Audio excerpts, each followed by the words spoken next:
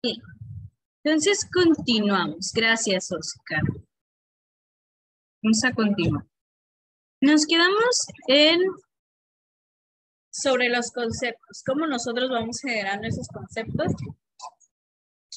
y nuestra mente misma lo va captando para generar nuevas ideas. Ahora vamos a hablar sobre estos mismos conceptos, pero no solo en el pensamiento, sino en la manera de transmitirlo, que es de manera más que nada verbal. Cuando nosotros hablamos, no somos tan cuidadosos al momento de comunicarnos, porque normalmente las palabras salen.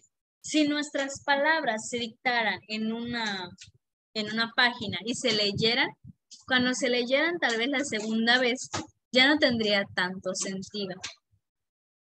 Porque al momento de hablar, nosotros no tenemos tanto razonamiento con lo que se dijo antes y lo que se está diciendo después. Por lo que a veces usamos palabras y frases que pueden resultar confusas al momento de comunicarnos. Cuando nosotros escribimos es más fácil tener esa claridad, cuando nosotros hablamos no. Por lo que hay que tomar muy en cuenta nuestra forma de hablar y expresarnos. Hay que ser claros, precisos. Hay que tener en cuenta el significado que nosotros le damos a cada palabra. ¿Por qué? Porque las palabras mal definidas impiden llegar a pensar con claridad.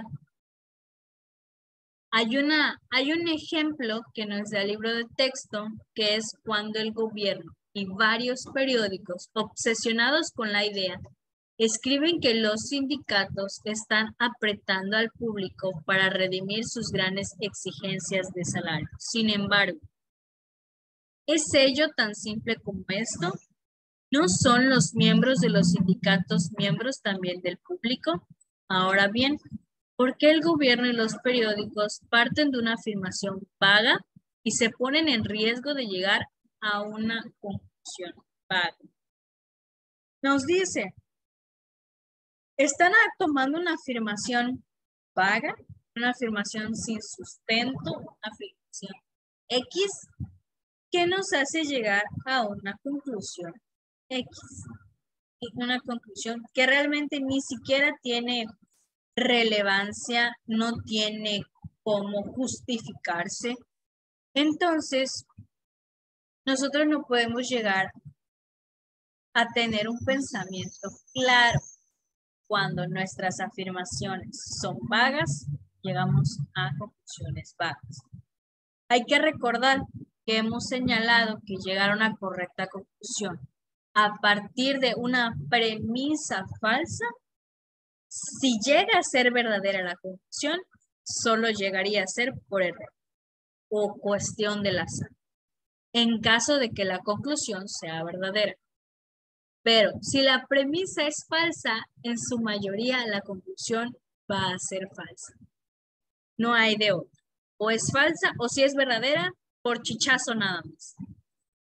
Por lo tanto, para seguir con este ejemplo sobre el sindicato y los gobiernos, es más probable que el gobierno llegue a una conclusión sensata si parte de una pregunta diferente, como la es, ¿qué razón hay para que los sindicalizados demanden salarios de tal magnitud que lo único que pueden hacer es elevar los precios de los artículos que ellos mismos compran como miembros del? Tiene más sentido que decir los sindicatos están apretando al público para redimir sus grandes exigencias de salarios. Están diciendo, ellos quieren más dinero, pero es una premisa que ni siquiera se puede comprobar.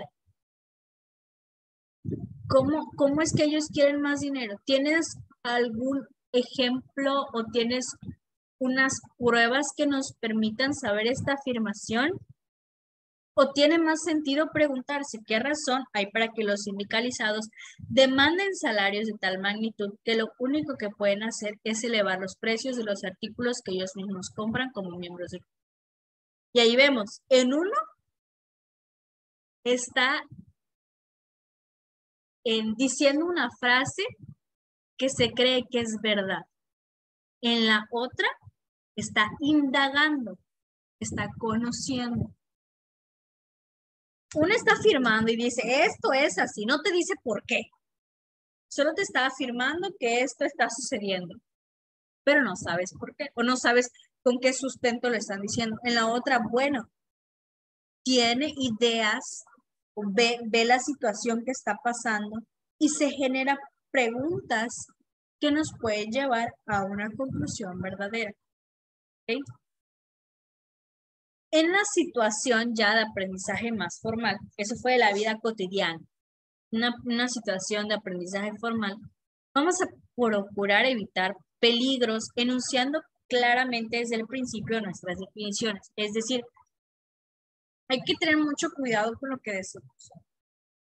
Cuando hablamos del aprendizaje, no debemos dar una afirmación desde un principio. Debemos buscarlo a partir de premisas que sean sostenibles, si lo podemos llamar de una manera. Algo que pueda ser coherente. El polemista que objeta cuando su oponente define sus términos lo hace porque teme a la verdad que claramente se deriva de los términos definidos. Consecuentemente, debe esperar que muchos de sus libros de estudio comiencen con definiciones. Asegúrese de comprender el significado justo de las palabras que el autor usa. De otro modo, no podrá entender su argumento. Cuídese a sí mismo de palabras mal definidas que pudiesen llevar a argumentos o conclusiones injustificables. Tomen en cuenta y chequen, sean claros cuando lean un libro, conozcan la perspectiva del autor, conozcan a qué se refiere con las palabras que él está diciendo, para poder entender mejor los argumentos que él da en ciertos temas. Bien, hasta este punto, ¿todo claro o quedaron dudas?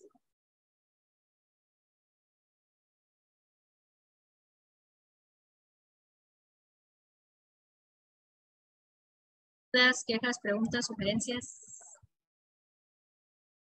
Excelente.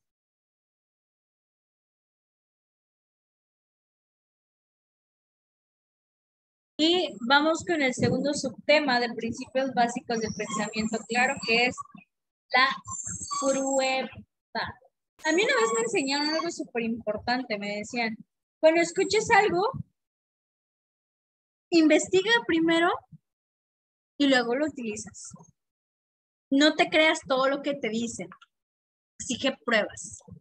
¿Por qué? Porque las pruebas son tan importantes. En el estudio debemos aplicar criterios más conscientes para discernir lo que es verdadero y lo que es falso. No todas las cosas son verdaderas. No todo está bien. Pues hay que saber discernir entre lo que es cierto y lo que no es cierto.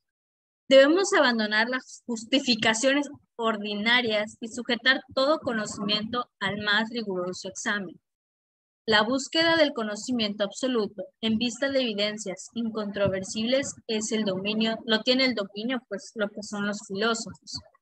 La búsqueda de una vista de conocimiento más exacto es el dominio de los intelectuales, tal es el propósito del estudio. Okay. Cuando nosotros buscamos justificar alguna idea o pensamiento, debemos ser muy cuidadosos al momento de hacerlo. Y vamos otra vez a utilizar el aspecto curioso. ¿Por qué?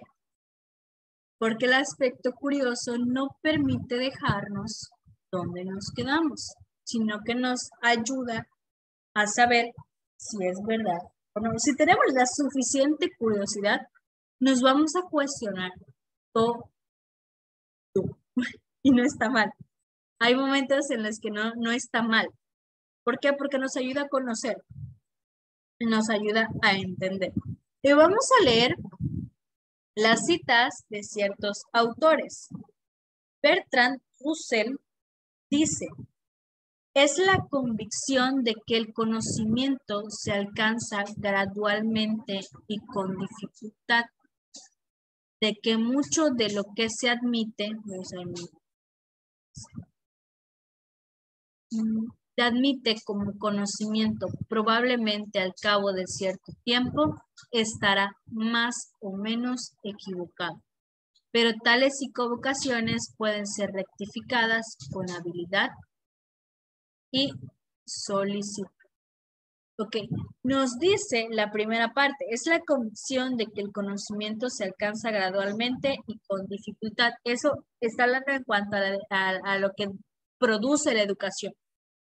De que mucho de lo que se admite como conocimiento probablemente al cabo de cierto tiempo estará más o menos equivocado. Porque conforme va pasando el tiempo se van descubriendo más cosas. Esto se da gracias al pensamiento crítico.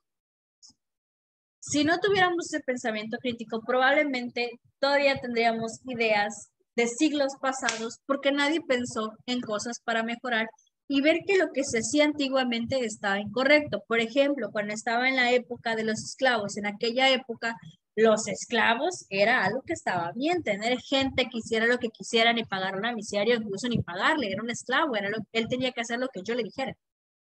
Esa idea actualmente se rechaza porque por medio del pensamiento crítico muchas personas se dieron cuenta de que eso estaba mal.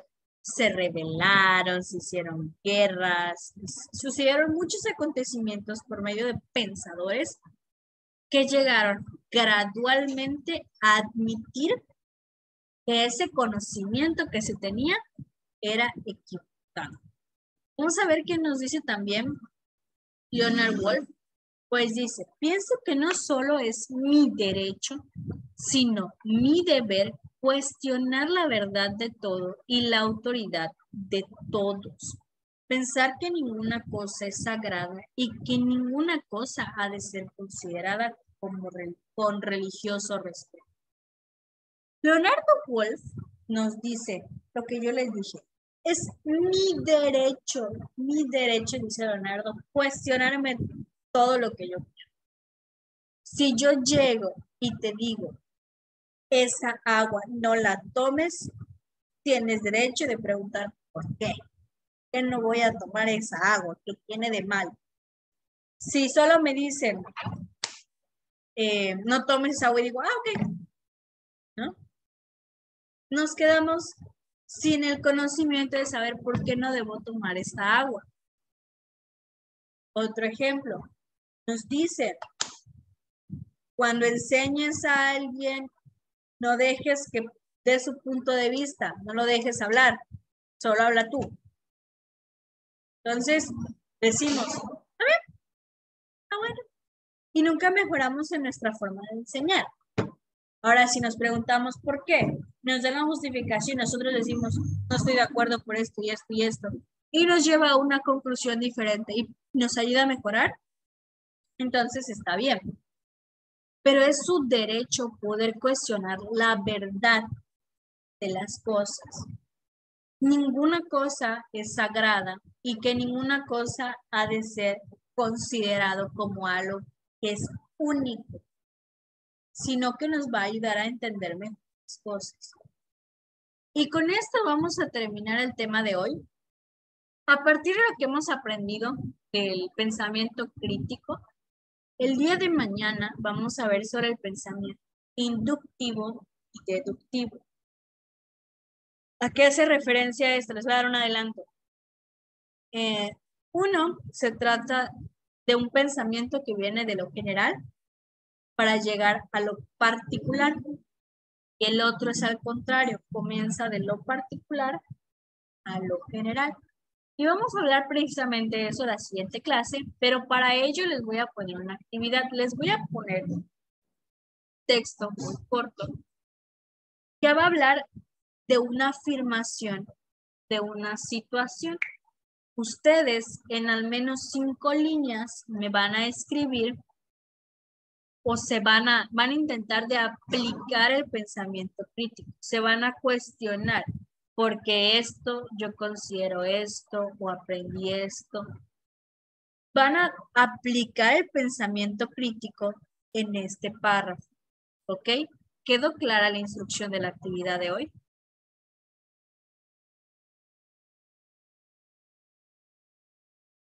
Excelente. Entonces les voy a pasar el texto.